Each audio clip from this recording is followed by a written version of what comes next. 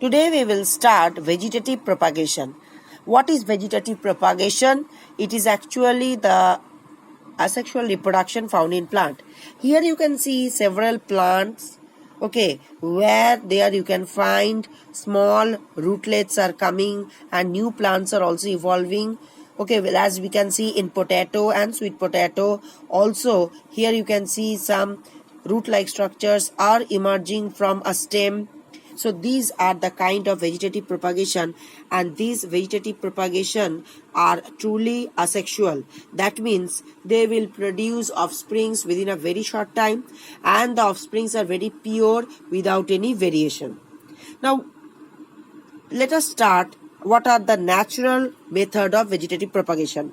First natural method of vegetative propagation is seen in roots like popular, like albizia, like tuber roots, sweet potato. These are the roots. Now suppose we cut roots of sweet potato and plant it, we can find a new sweet potato plant. Similarly, underground stem also we can see, like potato. Potato is a stem, modified stem that stores food. Here you can see the eyes of the potato. These are not the eyes, but they are the nodes from where new plants evolve. Then you can see bulb. So first one is the root, then you can see tubers, then bulbs, then kochu. Kochu means arum or corms, and then you can also see rhizomes. Rhizomes are also seen in banana, ginger, etc. And sometimes you can see subaerial modifications as well.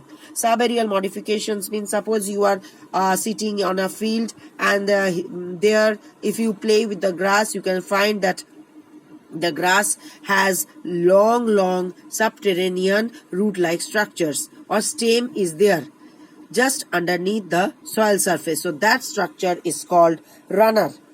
Runner is seen in rhizome. Runner is seen in lawn grass or syndogon or centella.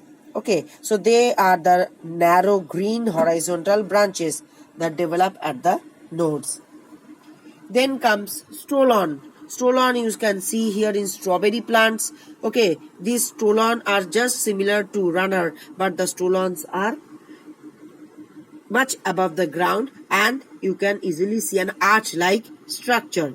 Then runner found in the aquatic habitat, then it will be called offset, which is found in water hyacinth. This is the picture of a water hyacinth plant. Then also we can see sometimes leaves also sends out adventitious roots which helps it to propagate, like bryophyllum, which in Bengali we call pathurkuchi, and that leaflets, when they are separated from the parent leaf, they can give rise to a new plant.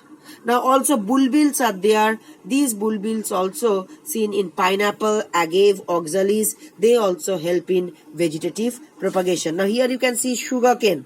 Sugarcane nodes, from the nodes root-like structures arises, and sometimes you can also see bud-like structures. It will be a whitish bud as well.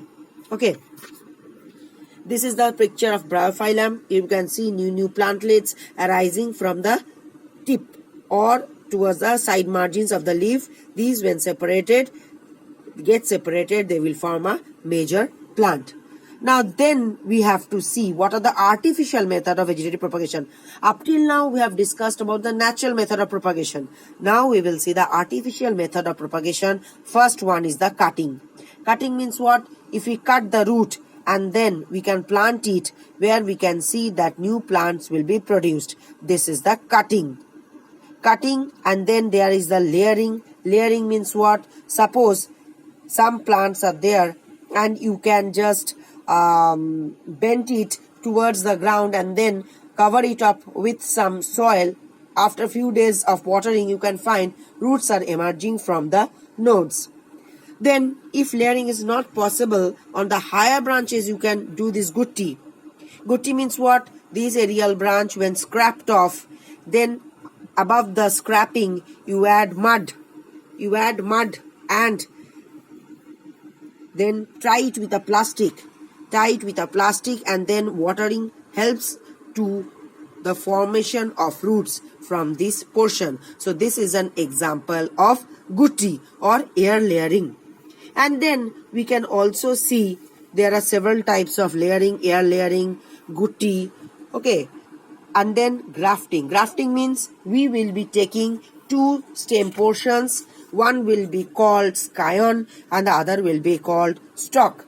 Here you can see the root region, or the portion of the stem which we are taking. The root region is called stalk and the above region is called scion. Now what we have to do, we have to cut it obliquely and then we have to join it and then we have to tie it with a thread. And there we can find new plants with a good variety is fine. We are getting.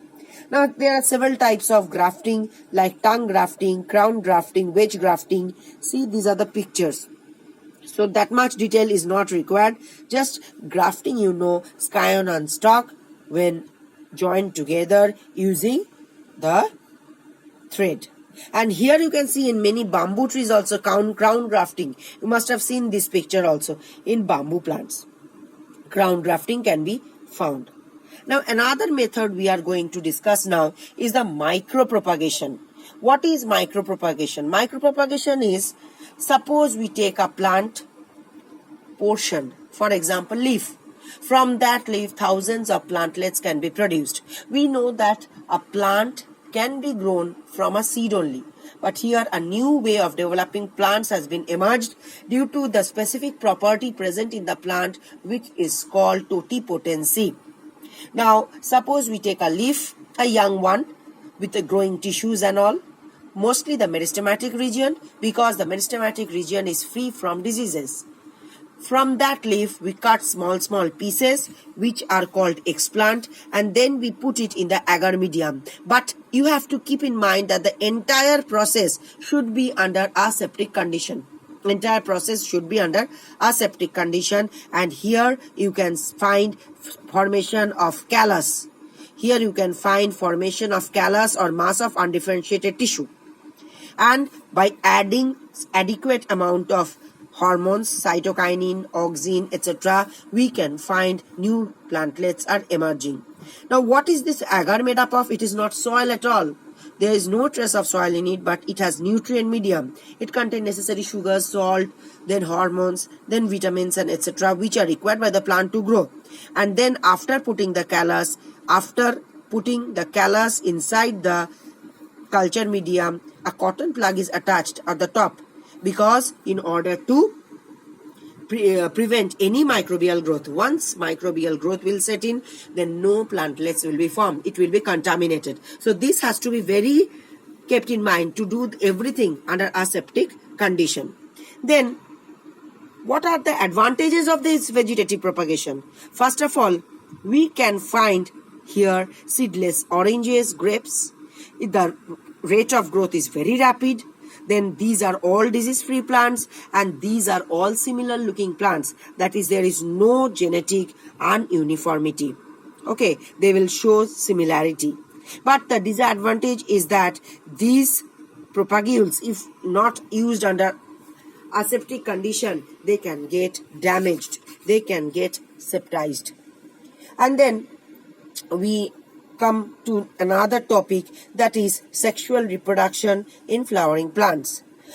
Now we have to know about various terms in this. First is, what do you mean by bisexual plant and what do you mean by unisexual plant? Bisexual plants means those plants which have androecium and gynoecium within their same body, like hibiscus, like China rose, they have androecium and gynoecium both.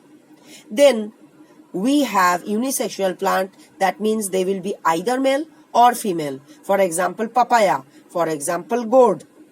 Similarly, these two have the same meaning like monoecious and dioecious. Monoecious plants means what? Monoecious plants means they will have both male reproductive portion and the female reproductive portion within the same plant. And dioecious plants are those which have different reproductive structures present on different plants. Now, there you can find that sexual reproduction involves the formation of gamete. Now, gametes are the unit. And what is syngamy? Syngamy is the union of gametes. Now, gametes unite in three different ways. These are isogamy, anisogamy, and ugamy. If two gametes that are fusing are of similar size and shape, it will be called isogamy. If the two gametes that are fusing are, one is larger than the other, it will be called an isogamy. And if one is motile, that is movable, and other is non-motile, that is non-movable, as in our case, the sperm is movable and the egg is immovable, it is called oogamy. Now, what is the advantage of sexual reproduction? Now we will find variation. The sexually reproduced organisms can adapt themselves to various regions. Now their vigor and vitality is very strong. But the disadvantages is what? That sexual reproduction is biparental. We need two parents for, that means two types of gametes for its growth. Then we will go about what is monocarpic fruit and polycarpic fruit. Monocarpic fruit means these plants flower once in their lifetime, like rice, like wheat. They are also called annual plants. They will flower only once in their lifetime. Polycarpic plants means those plants which will flower for more than many years. Okay, they will flower repeatedly. For example, apple, mango, orange, etc. Now, in case of animals also, when we are discussing sexual reproduction, there will be seasonal breeding animals. Seasonal breeding animal means what? They will have a specific period in a year when they will be reproductively active. They are called seasonal breeders, like most birds, deer, lizards, frog, etc. And continuous breeders means like us. Okay, they can continue to breed throughout their sexual maturity, like honeybee, queen, poultry, rabbit, mice, cattle, etc. Now, there are two kinds of cycle that goes inside their body. One is estrous cycle and one is menstrual cycle. Now, estrous cycle means what? Estrous cycle means that occurs in the cow, dog. That means they have heat period within a specific time of the year. That means they are sexually active in a particular time of the year. But menstrual cycle means what? It occurs in the apes, human beings, etc. And they can reproduce any time in the year. That means they are continuous breeders. Estrous cycle are seasonal breeders, but menstrual cycle animals are continuous breeders. Then after reproductive period, we will find the aging phase, which is called senescence phase. This is the aging phase, which is also called senescence phase. Now, another point we can highlight is bisexual plants are also called hermaphrodite plants. Hermaphrodite plants, you know, bisexual plants. But do you know which animal we call hermaphrodite? It is earthworm, where male and female sex organs are present in the structure, same structure, which is called hermaphrodite animal.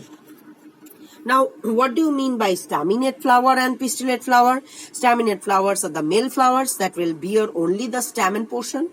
Pistillate flowers are the female flowers that will bear only the pistil portion of the gynoecium part. Here you can see the three types of syngamy: isogamy, then anisogamy, and then oogamy. Isogamy, you can see similar gametes. Anisogamy is one big and one small, and oogamy means one motile and one non-motile.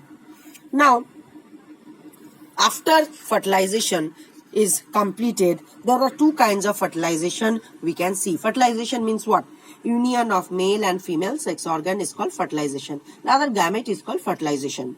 There are two types of fertilization. One is external fertilization, one is internal fertilization. External fertilization means it occurs outside our body, and internal fertilization means it occurs inside the body.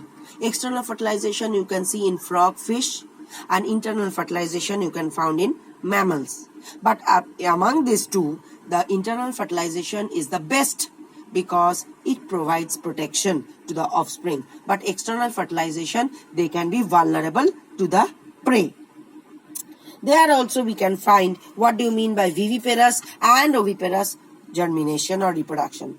Viviparous germination means what? Viviparous animals means they directly give birth to a young one, like human. And oviparous organisms are what? They do not directly give birth to their young one, they rather give birth to the egg. Now there are certain pictures in your NCERT also, you can see labeling is there, pea pod, and this is the pea, and it is attached with the placenta. Here also you can see these are the seeds. Seeds are found within the ovary or the fruit, and the seeds are attached to the ovarian wall with the help of a tissue called placenta. Now sometimes young ones also develop without fertilization. That process of development of the young one without fertilization is called parthenogenesis in animals. And the same process, that is formation of the young one or young plant without any gamete fusion, is called parthenocarpic in plants. Okay, now parthenogenesis gives rise to honeybee, wasp, etc. And parthenocarpy results in the formation of seedless grapes, seedless banana, etc.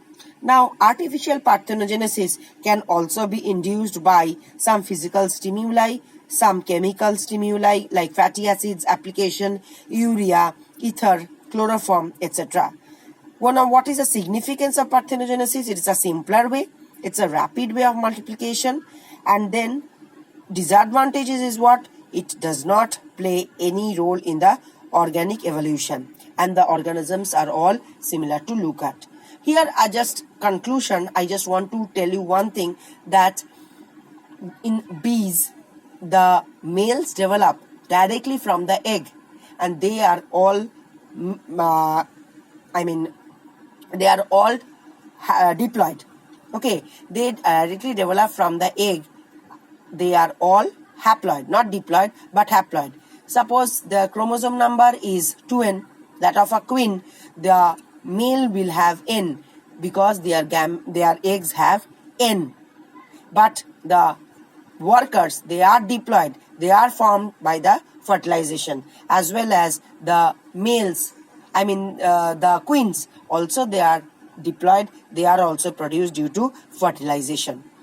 Now just go through this video. If you like it, please subscribe. Thanks.